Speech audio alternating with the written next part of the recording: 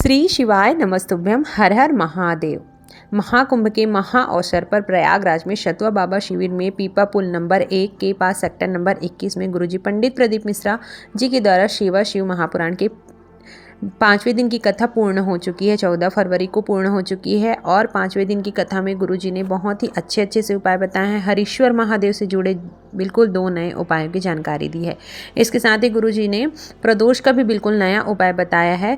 तो गुरुजी के बताए द्वारा उपायों से मिलने वाली जानकारी आपको इस वीडियो के माध्यम से प्राप्त हो जाएगी। फाल्गुन का पवित्र माह चल रहा है और इसी फाल्गुन के माह में महाशिवरात्रि आने वाली है और गुरुजी पंडित प्रदीप मिश्रा जी ने कई ऐसे उपाय बताए हैं जो कि सिर्फ और सिर्फ महाशिवरात्रि के महापर्व में ही किए जाते हैं और उन्हीं के उपायों को हम आपको इस वीडियो के माध्यम से समझाने वाले हैं, बताने वाले हैं। यदि आपने कथासार नहीं सुने हैं तो आप कथासार भी सुन लीजिएगा और महाशिवरात्रि के उपायों की भी जानकारी हम आपको देते जाएंगे ताकि महाशिवरात्रि तक आप पूरी व्यवस्था कर सकें और आपको ये जानकारी प्राप्त हो चुके।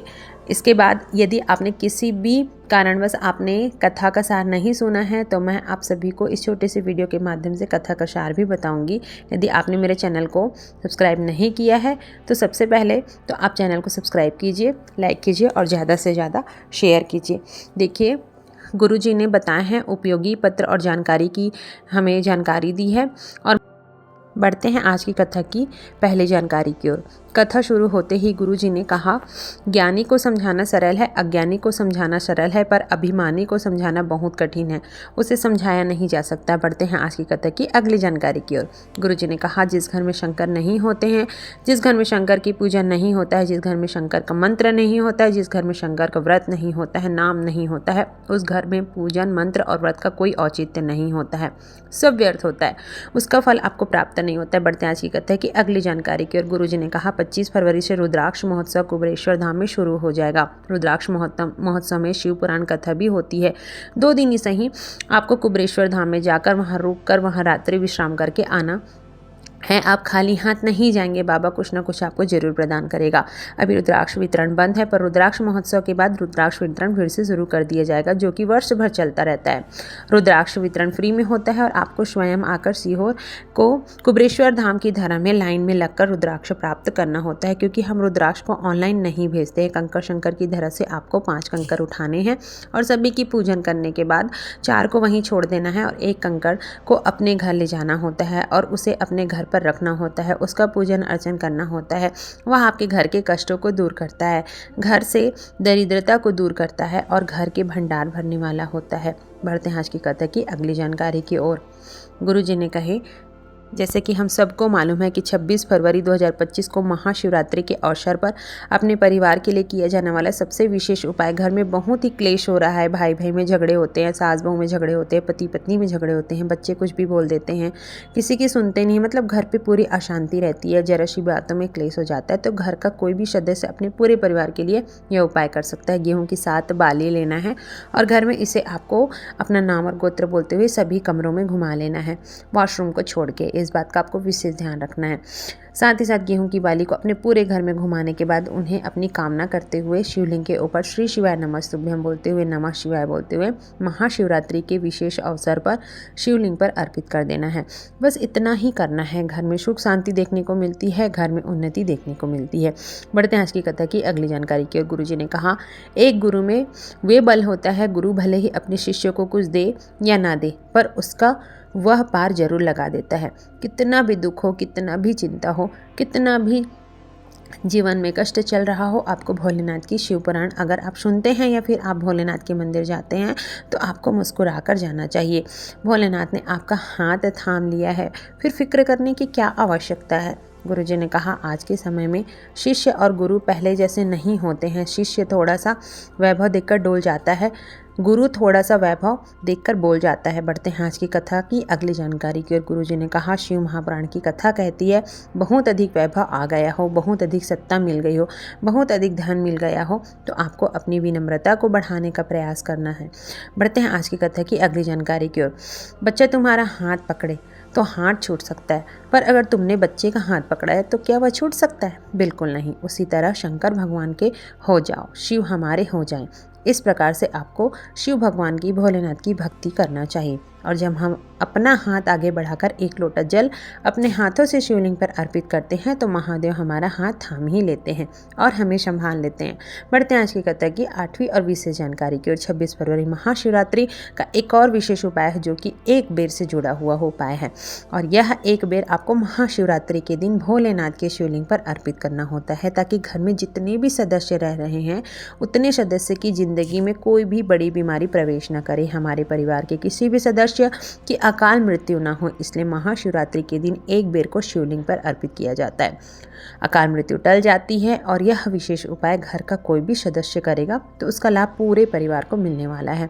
तो आपको 26 फरवरी महाशिवरात्रि के दिन यह उपाय करके आप अधिक से अधिक लाभ प्राप्त कर सकते हैं। साथ ही साथ इस उपाय के अंतर्गत गुरु जी ने यह भी जानकारी दी है कि अगर पेट से जुड़ी हुई कोई समस्या है, उदर से जुड़ी हुई कोई समस्या है तो आपको डॉक्टर को दिखाना है, पर महाशिवरात्रि के दिन शिवलिंग पर बेर अर्पित करना है। आपको एक बेर प्राप्त करके उसे खा लेना है। वह बेर आपकी सभी समस्याओं को अंत करने वाली होती है। बढ़ते हैं आज की कथा की अगली जानकारी की ओर। महाशिवरात्रि का एक और विशेष उपाय है जो कि गुरुजी ने अपनी पिछली कथा में बताए हैं। इस प्रकार है, जो व्यक्ति बहुत बीमार रहता है, दवाइयाँ उसकी छूटी नहीं रही हो, डॉक्टरों की दवाइयाँ तो खाते रहते हैं, पर साथ ही साथ एक सरल और आसान उपाय करना है। आपको 7 बेर लेना है। 7 बेर आपको उस व्यक्ति के ऊपर से जो बार बार बीमार रहता है उसके ऊपर से 7 बार घुमा लेना है। घड़ी की विपरीत दिशा की ओर घुमाना है, इस बात का आपको विशेष ध्यान रखना है। 7 बार उसके ऊपर 7 बेर घुमानी है। घुमाते समय आप श्री शिवाय नमस्तुभ्यम या फिर नमः शिवाय ओम या ओम नमः शिवाय का और कुंदकेश्वर महादेव का स्मरण करें। और इसके बाद दोपहर को एकदम ठीक 12 बजे आपको भोलेनाथ के मंदिर में पहुंचकर यह सभी बेर को शिवलिंग पर अर्पित कर देना है। आपका जो रोग है, बीमारी है, वह 3 माह के अंदर समाप्त हो जाएगा। यह विशेष उपाय आप महाशिवरात्रि में अवश्य कीजिएगा। और अपने ऊपर से घुमाते हुए आपको इस बात का ध्यान रखना है कि घड़ी की विपरीत दिशा की ओर घुमाना है, इस बात का भी ध्यान रखें। आप शिवलिंग पर वह बेर अर्पित करेंगे तो भगवान का नाम लेते हुए, कुंदकेश्वर महादेव का नाम लेते हुए, अपना नाम और गोत्र बोलते हुए उसे आपको शिवलिंग पर अर्पित कर देना है। अगर रोगी व्यक्ति स्वयं कर रहा है तो उसे बोलने की आवश्यकता नहीं है, पर यदि आप उसके निमित्त में कर रहे हो तो उसका नाम और गोत्र बोल दीजिएगा, यही आवश्यकता है। यह उपाय महाशिवरात्रि 26 फरवरी को दोपहर को 12 बजे करना है। बढ़ते हैं आज की कथा की अगली जानकारी की ओर। हरीश्वर महादेव से जुड़े बिल्कुल नए उपाय की जानकारी देते हुए गुरुजी ने कहा, आपको एक बेलपत्र लेना है और इस बेलपत्र की 3 पत्तियां जहां पर आकर मिलती हैं, मतलब बेलपत्र की तीनों पत्तियों जिस स्थान पर मिलती है उस स्थान पर आपको पीला चंदन लगाना है और एक चावल का दाना बीच वाली पत्ती में रखना है। और इस बेलपत्र को आपको हरीश्वर महादेव का नाम लेते हुए शिवलिंग पर अर्पित कर देना है। नौकरी या इंटरव्यू या किसी भी अन्य क्षेत्र में जिसमें आप सफलता प्राप्त करना चाहते हैं उसमें आपको सफलता अवश्य देखने को मिलेगी। मेहनत कीजिए, प्रयत्न कीजिए। साथ ही साथ यह विशेष उपाय प्रदोष के दिन विशेष तिथि में कर सकते हैं। बढ़ते हैं आज की कथा की अगली जानकारी को। गुरुजी ने कहा, बहुत अधिक मात्रा में दुख का समय चल रहा है, बहुत विपत्ति का समय चल रहा है, धन वैभव की कमी है, पैसा नहीं आ रहा है, तो आपको हरीश्वर महादेव का नाम लेते हुए 5 बेलपत्र वाला और 1 कलश जल वाला बिल्कुल नया उपाय करना है। आपको 5 बेलपत्र में से सभी बेलपत्र को अलग अलग स्थानों पर अर्पित करना है। पहली बेलपत्र आपको शिवलिंग में माता सुंदरी के स्थान पर अर्पित करना है और थोड़ा सा कलश का जल आपको वहां अर्पित कर देना है। इसके बाद माता पार्वती के हस्त कमल में आपको 1 बेलपत्र अर्पित करना है और उसके ऊपर थोड़ा सा जल अर्पित कर देना है। फिर तीसरा बेलपत्र आपको शिवलिंग पर अर्पित करना है। फिर थोड़ा सा कलश का जल आपको फिर से उस पर अर्पित कर देना है। चौथा बेलपत्र आपको नंदी के उठे हुए पैर पर आपको रख देना है और थोड़ा सा कलश का जल आपको अर्पित कर देना है। और जो 5वां बेलपत्र है उसको आप ध्यान से समझिएगा। आपको बेलपत्र या फिर पीपल पेड़ या फिर आंवला पेड़ या वट वृक्ष या मंदिर प्रांगण में जो भी वृक्ष लगा हो उसके नीचे 1 बेलपत्र रखें और कलश का बचा हुआ पूरा जल आपको समर्पित कर देना है। इस बात का आपको विशेष ध्यान रखना है। तो उम्मीद करती हूँ आज का यह उपाय आपको समझ आया होगा, पसंद आया होगा। यदि आपको वीडियो में कुछ भी समझ ना आए तो आप मुझे कमेंट्स करके पूछ सकते हैं और गुरुजी के द्वारा जो भी जानकारी है वह मैं आप सभी तक पहुंचाने की पूर्ण कोशिश करूंगी। बस इस उपाय को करते समय आपको हरीश्वर महादेव का नाम और स्मरण करते रहना है। गुरुजी ने यह नहीं बताया कि इस उपाय को आपको कब करना है, किसी भी विशेष दिन विशेष तिथियों में आप कर सकते हैं। तो मिलते हैं अगले वीडियो में, जब तक के लिए श्री शिवाय नमस्तुभ्यम। हर हर महादेव।